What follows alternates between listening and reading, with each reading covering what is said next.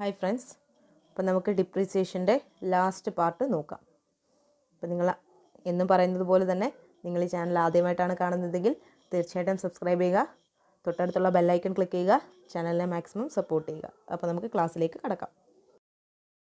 Next type of depreciation മെത്തേഡാണ് insurance policy method or capital redemption policy method. അപ്പോൾ അതെന്താണെന്ന് നോക്കാം. Insurance policy method is just like sinking fund method of depreciation. But in this method, the business takes a policy from an insurance company, and instead of providing depreciation, the money is used to pay premium every year. അപ്പോൾ insurance policy method എന്താണെന്ന് പറയുന്നത്, അത് sinking fund method പോലെ തന്നെയാണ്. പക്ഷേ insurance policy മെത്തേഡും sinking fund മെത്തേഡും തമ്മിലുള്ള വ്യത്യാസം എന്താണെന്ന് പറഞ്ഞാൽ, സിങ്കിങ് ഫണ്ട് മെത്തേഡിൽ നമ്മൾ കുറച്ച് എമൗണ്ട് നമ്മുടെ സ്ഥാപനത്തിൽ തന്നെയാണ് എന്ത് ചെയ്യുന്നത്, മാറ്റി വെക്കുന്നത്. അതായത് അസറ്റിനെ റീപ്ലേസ് ചെയ്യാൻ വേണ്ടി, അസറ്റിൻ്റെ എസ്റ്റിമേറ്റഡ് ലൈഫ് കഴിയുമ്പോഴത്തേക്ക് അസറ്റിനെ റീപ്ലേസ് ചെയ്യാൻ വേണ്ടി നമ്മൾ നമ്മുടെ ആ എമൗണ്ട് നമ്മുടെ സ്ഥാപനത്തിൽ തന്നെയാണ് എന്ത് ചെയ്യുന്നത്, മാറ്റി വയ്ക്കുന്നത്. പക്ഷേ ഇൻഷുറൻസ് പോളിസി മെത്തേഡ് അല്ലെങ്കിൽ ക്യാപിറ്റൽ റിഡംഷൻ മെത്തേഡിൽ നമ്മൾ എന്ത് ചെയ്യുകയാണ്, ആ അസറ്റിൻ്റെ പേരിൽ ഒരു ഇൻഷുറൻസ് എടുക്കുകയാണ്. എന്നിട്ട് ആ അസറ്റിൻ്റെ എസ്റ്റിമേറ്റഡ് ലൈഫ് വരെ ആയിരിക്കും മെച്യൂരിറ്റി പീരീഡ് എന്ന് പറയുന്നത്, ആ ഇൻഷുറൻസിൻ്റെ മെച്യൂരിറ്റി പീരീഡ് എന്ന് പറയുന്നത്. എന്നിട്ട് ഡിപ്രീസിയേഷന് പ്രൊവിഷൻ പ്രൊവൈഡ് ചെയ്യുന്നതിന് പകരം ഈക്വൽ ആയിട്ടുള്ള ഒരു എമൗണ്ട് പ്രീമിയം ആയിട്ട് എന്ത് ചെയ്യാണ്, അടയ്ക്കുകയാണ്. അപ്പോൾ നമുക്ക് എന്ത് മനസ്സിലാവും, ഈ ഇൻഷുറൻസിൻ്റെ മെച്യൂരിറ്റി പീരീഡ് ആകുമ്പോഴത്തേക്കും എന്ത് ചെയ്യും, ആ നമ്മൾ അടച്ച തുകയും അതിൻ്റെ ഇൻട്രസ്റ്റ് കൂടെ ചേർത്തിട്ട് നമ്മുടെ കയ്യിൽ കിട്ടും. അപ്പോൾ ആ ക്യാഷ് എന്തിനായിട്ട് ഉപയോഗിക്കാം, നമുക്ക് അസറ്റിൻ്റെ റീപ്ലേസ്മെൻറ്റിന് വേണ്ടി ഉപയോഗിക്കാം.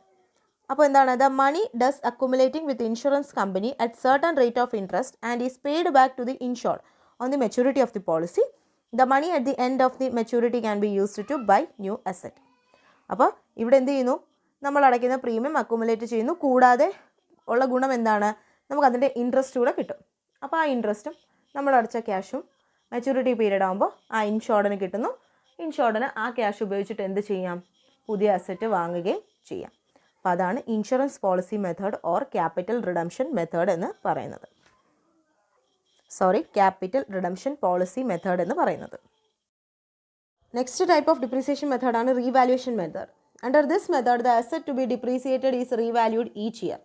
The value of the asset on which depreciation is charged to be calculated is assessed both at the start and at the end of the year, and any difference got is considered as depreciation. The valuation is usually done by professional valuers.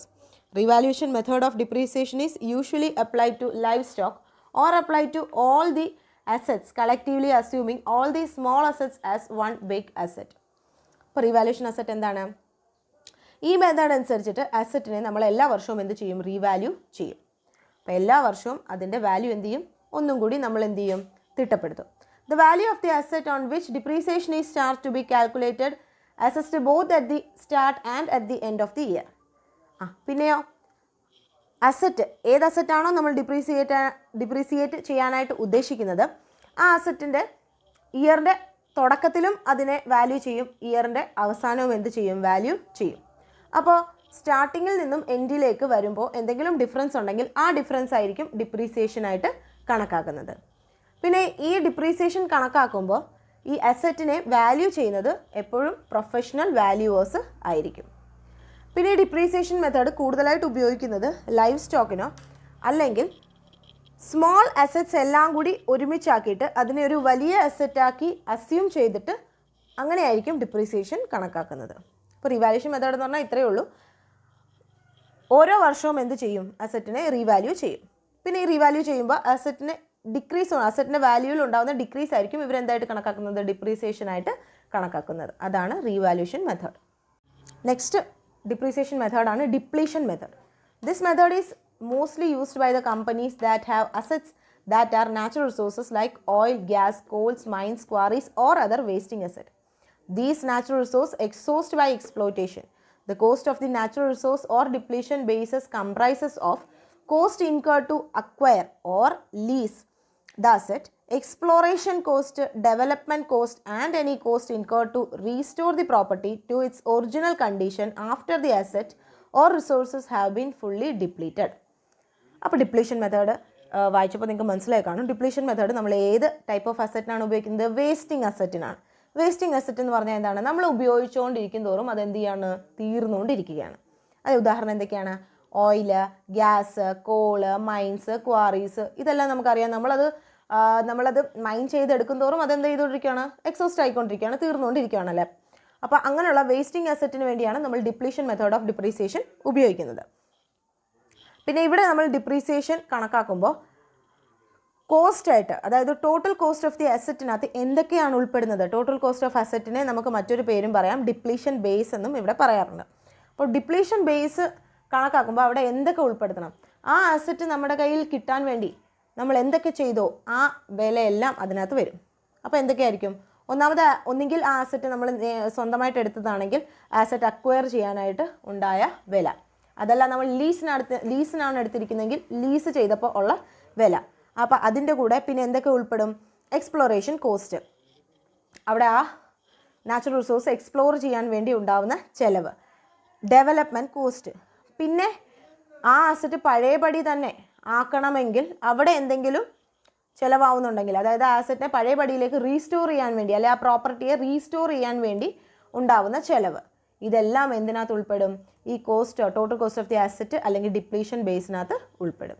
അപ്പോൾ depletion method എന്തിനാണ് ഉപയോഗിക്കുന്നത്? Wasting അസറ്റിന് വേണ്ടി ഉപയോഗിക്കുന്ന മെത്തേഡാണ് depletion method. നമുക്ക് depletion മെത്തേഡിൻ്റെ ഒരു question നോക്കാം.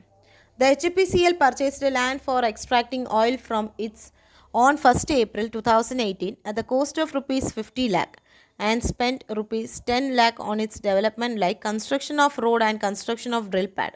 There will be drilling fee of rupees 4 lakh and restoration cost of land is 1 lakh. The resale value of the land will be 5 lakh. The company expects 2 lakh barrels of oil from the land. The following table shows the total extraction of land during the particular year in the next 5 years. 31/3/2019 35,000, 31/3/2020 30,000, 31/3/2021 35,000, 31/3/2022 47,000, 31/3/2023 53,000. Calculate the amount of depreciation. അപ്പോൾ ഇതാണ് നമ്മുടെ question എന്തൊക്കെയാണ് തന്നിരിക്കുന്നത്? HPCL ഒരു land purchase ചെയ്തിട്ടുണ്ട്. Land purchase ചെയ്യാനായിട്ട് അവർക്കൊരു 50 ലക്ഷം രൂപ മുടങ്ങി. പിന്നീട് ആ ലാൻഡിൻ്റെ ഡെവലപ്മെൻറ്റിന് വേണ്ടി, അതായത് റോഡ് കൺസ്ട്രക്ട് ചെയ്യാനും ഡ്രിൽ പാഡ് കൺസ്ട്രക്ട് ചെയ്യാനും അവർക്കൊരു അധികത്തിൽ ഒരു 10 ലക്ഷം രൂപ ആയിട്ടുണ്ട്. പിന്നെ ഈ ഡ്രില്ലിംഗ് ഫീ എന്ന് പറയുന്നത് ഒരു 4 ലക്ഷം രൂപയായിട്ടുണ്ട്. പിന്നെ ഈ ലാൻഡ്, അതായത് ഈ ലാൻഡിലെ നാച്ചുറൽ റിസോഴ്സ് എല്ലാം ഇവർ ഉപയോഗിച്ച് കഴിഞ്ഞതിന് ശേഷം ഈ ലാൻഡ് തിരിച്ച് റീസ്റ്റോർ ചെയ്ത് കൊടുക്കണമെന്ന് പറയുന്നുണ്ട്. അപ്പോൾ ആ റീസ്റ്റോറേഷൻ ഫീ ആയിട്ട് അവർക്കൊരു 1 ലക്ഷം രൂപയാവുമെന്ന് അവർ കണക്ക് കൂട്ടുന്നുണ്ട്. പിന്നെ ഇതെല്ലാം കഴിയുമ്പോൾ ഇവർ ഈ ലാൻഡ് റീസെയിൽ ചെയ്യുന്നുണ്ട്. അപ്പോൾ ആ റീസെയിൽ വാല്യൂ എന്ന് പറയുന്നത് 5 ലക്ഷവും അവരെന്ത് ചെയ്തിട്ടുണ്ട്? കണക്ക് കൂട്ടി വെച്ചിട്ടുണ്ട്. കമ്പനി വിചാരിക്കുന്നത് അടുത്ത 5 വർഷത്തിനുള്ളിൽ അവർക്കൊരു 2 ലക്ഷം ബാരൽസ് ഓഫ് ഓയിൽ കിട്ടുമെന്നാണ് അവർ എക്സ്പെക്റ്റ് ചെയ്യുന്നത്. അപ്പോൾ അടുത്ത 5 വർഷത്തേക്ക് അവർ എക്സ്പെക്റ്റ് ചെയ്യുന്ന ഓയിലിൻ്റെ അളവും തന്നിട്ടുണ്ട്. അതായത് ആദ്യത്തെ വർഷം ഒരു 35,000 ബാരൽ, രണ്ടാമത്തെ വർഷം 30,000 ബാരൽ, മൂന്നാമത്തെ വർഷം 35,000 ബാരൽ, നാലാമത്തെ വർഷം 47,000 ബാരലും, അഞ്ചാമത്തെ വർഷം 53,000 ബാരൽ കിട്ടുമെന്നാണ്, അതായത് മൊത്തത്തിൽ ഒരു 2 ലക്ഷം ബാരൽ ഓയിൽ അവർക്ക് ആ ലാൻഡിൽ കിട്ടുമെന്നാണ് അവർ കണക്ക് കൂട്ടുന്നത്. എങ്കിൽ നമ്മളിവിടെ എന്ത് കണക്കാക്കണം? ഡിപ്രീസിയേഷൻ കണക്കാക്കണം. അപ്പോൾ നമുക്ക് ആൻസർ എങ്ങനെയാണെന്ന് നോക്കാം. അപ്പോൾ ആൻസർ കണക്കാക്കുമ്പോൾ നമുക്ക് ആദ്യമേ ഇക്വേഷൻ നോക്കാം അല്ലേ. അപ്പോൾ ഡിപ്രീസിയേഷൻ, എമൗണ്ട് ഓഫ് ഡിപ്രീസിയേഷൻ എങ്ങനെയാണ് കണക്കാക്കുന്നത്? Total cost of an asset minus resale value അല്ലെങ്കിൽ സ്ക്രാപ്പ് വാല്യൂ അല്ലെങ്കിൽ residual value of the asset by total output from an asset. അപ്പോൾ ഈ ഇക്വേഷനിൽ 3 ആൾക്കാരുണ്ട്. ഈ 3 ആൾക്കാർ ഏതൊക്കെയാണെന്ന് കണ്ടുപിടിച്ചാൽ നമുക്ക് സോൾവ് ചെയ്തിട്ട് നമുക്ക് എമൗണ്ട് ഓഫ് ഡിപ്രീസിയേഷൻ എന്ത് ചെയ്യാം? കണക്കാക്കാം അല്ലേ. അപ്പോൾ നമുക്ക് ആദ്യത്തെ ആളാണ് total cost of an asset. അപ്പോൾ നമ്മൾ ഇതിൻ്റെ മീനിങ് പറഞ്ഞപ്പോഴേ പറഞ്ഞായിരുന്നു, ടോട്ടൽ കോസ്റ്റിനകത്ത് എന്തൊക്കെ വരും?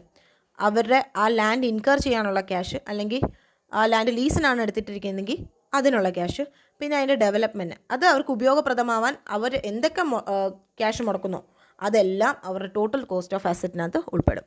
അപ്പോൾ ഇവിടെ എന്തൊക്കെയാണെന്ന് നമുക്ക് നോക്കാം. അപ്പോൾ അവർ ലാൻഡ് പർച്ചേസ് ചെയ്തിരിക്കുന്നത് ഒരു 50 ലക്ഷത്തിനാണ്. അപ്പോൾ 50 ലക്ഷത്തിൻ്റെ കൂടെ ആ ലാൻഡ് ഡെവലപ്മെൻറ്റിന് വേണ്ടി, അതായത് അവർ റോഡ് നിർമ്മിക്കുന്നുണ്ട്, ഡ്രില്ലിംഗ് പാഡ് നിർമ്മിക്കുന്നുണ്ട്, അപ്പോൾ അതിനൊരു 10 ലക്ഷം രൂപയാവുമെന്ന് പറയുന്നുണ്ട്. പിന്നെ ഡ്രില്ലിംഗ് ഫീ ആയിട്ടൊരു 4 ലക്ഷം രൂപയാവുമെന്ന് പറയുന്നുണ്ട്. പിന്നെ ഈ ലാൻഡ് റീസ്റ്റോർ ചെയ്യുമ്പോൾ അവർക്കൊരു 1 ലക്ഷം രൂപ മുടങ്ങുമെന്നും പറയുന്നുണ്ട്. അപ്പോൾ ഇതെല്ലാം കൂടി കൂട്ടുമ്പോൾ ഉള്ള സമ്മാണ് നമ്മുടെ total cost of an asset എന്ന് പറയുന്നത്. അപ്പോൾ ഈ 50 ലക്ഷത്തിൻ്റെ കൂടെ 10 ലക്ഷം, 4 ലക്ഷം, 1 ലക്ഷം, ഇത്രയും കൂട്ടുമ്പോൾ നമുക്കൊരു 65 ലക്ഷം രൂപ കിട്ടും.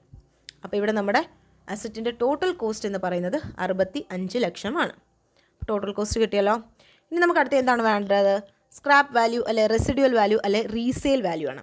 റീസെയിൽ വാല്യൂ അവർ തന്നെ കണക്ക് കൂട്ടിയിട്ടുണ്ട്. എത്രയാണ്? 5 ലക്ഷം രൂപയാവുമെന്ന് പറയുന്നുണ്ട്. അപ്പോൾ 2 ആൾക്കാരെ കിട്ടിയല്ലോ. ഈ താഴത്തെ ആളാണ് total output from the asset. Total output അവർ തന്നെ കണക്ക് കൂട്ടി വെച്ചിട്ടുണ്ട്. എത്ര ബാരൽ ഓഫ് ഓയിൽ കിട്ടുമെന്ന് അവർ പറയുന്നുണ്ട്. 2 ലക്ഷം ബാരൽ ഓഫ് ഓയിൽ അവർക്ക് കിട്ടുന്നുണ്ട് എന്നവർ എക്സ്പെക്റ്റ് ചെയ്യുകയാണ്.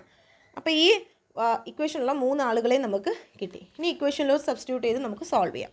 65 ലക്ഷത്തിൽ നിന്നും 5 ലക്ഷത്തെ കുറയ്ക്കുക. ആ ആൻസറിനെ നമുക്ക് 2 ലക്ഷം കൊണ്ട് ഡിവൈഡ് ചെയ്യുമ്പോൾ നമുക്ക് എത്ര കിട്ടും? ₹30 ആണ് അവിടുത്തെ ഡിപ്രീസിയേഷൻ കോസ്റ്റ് എന്ന് പറയുന്നത്.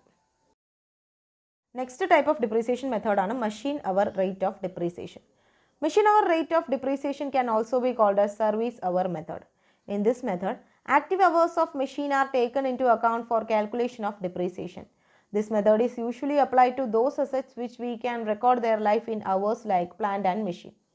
Machine hour rate of depreciation നമുക്ക് സർവീസ് അവർ മെത്തേഡ് എന്നും വിളിക്കാം. ഈ മെത്തേഡ് എന്തിനാണ് നമ്മൾ അപ്ലൈ ചെയ്യുന്നത്?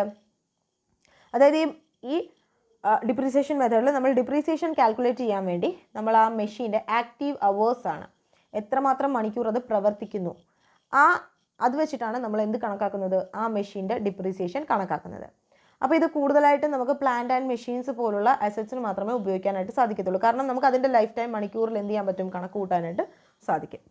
അപ്പോൾ മണിക്കൂറിൽ എസ്റ്റിമേറ്റഡ് ലൈഫ് കണക്ക് കൂട്ടാൻ പറ്റുന്ന അസറ്റ്സിനാണ് നമ്മൾ machine hour rate of depreciation apply ചെയ്യുന്നത്.